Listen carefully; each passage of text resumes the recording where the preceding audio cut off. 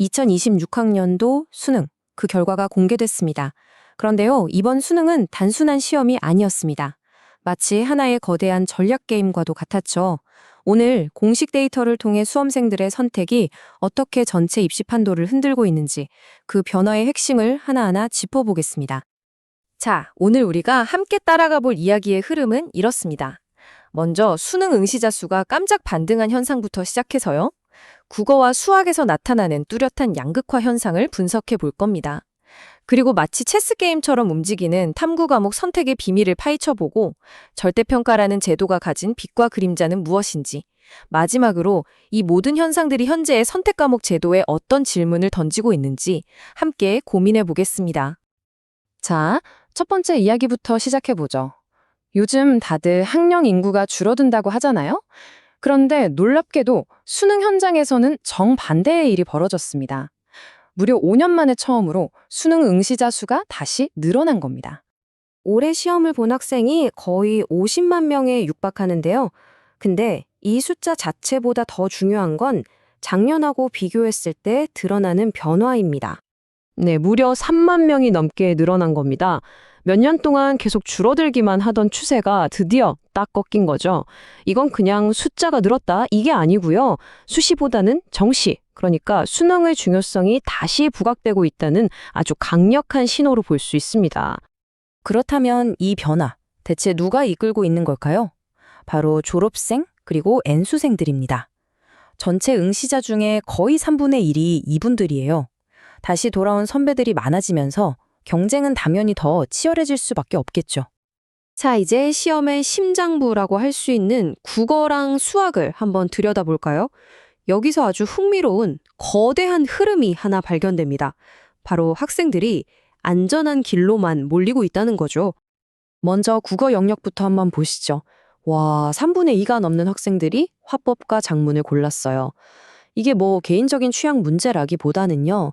까다로운 문법이 많은 언어와 매체를 선택했다가 표준 점수에서 혹시라도 손해를 볼까봐 그 위험을 아예 피하려는 아주 계산된 전략이라고 볼 수 있는 거죠. 수학으로 넘어오면요, 이 쏠림 현상은 정말 극단으로 치닫습니다. 특히 기하 과목은요, 선택 비율이 3%도 채 안 돼요. 이건 뭐 사실상 붕괴 수준이라고 봐도 무방할 정도입니다. 이게 뭘 의미하는 걸까요? 간단합니다. 학생들이 이제 자신의 전공에 이 과목이 필요하냐 아니냐보다 당장 안정적으로 높은 점수를 받는 걸 훨씬 더 중요하게 생각한다는 거예요. 이과 학생인데 미적분이나 기하가 아니라 확률과 통계를 선택한다? 예전 같으면 정말 상상하기 힘든 일이었는데 이제는 현실이 된 거죠. 이런 전략적인 움직임은요, 탐구 영역으로 가면 그야말로 정점을 찍습니다. 어떤 과목들은 아예 국민 선택 과목이라고 불릴 정도로 학생들이 그냥 우르르 몰려가고 있어요. 자, 이 그래프 한번 보세요. 절반이 넘는 학생들이 과학 탐구를 아예 선택조차 안 하고 사회 탐구에만 올인합니다. 왜 그럴까요? 아무래도 점수 변동성이 큰 과탐보다는 사탐이 공부한 만큼 점수가 안정적으로 나온다고 판단하는 거죠.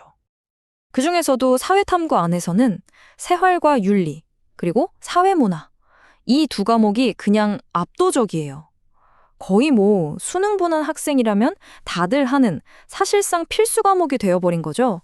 그러다 보니 이제 이 두 과목 안에서 또 다른 엄청난 경쟁이 벌어지는 그런 상황입니다. 과학탐구라고 해서 상황이 다르진 않습니다. 복잡하게 개선해야 하는 물리나 화학보다는 상대적으로 암기나 자료 해석이 중요한 지구과학이랑 생명과학으로 학생들이 몰리는 현상이 뚜렷해요. 한마디로 어려운 과학은 피하고 보자는 심리가 그대로 드러나는 대목입니다.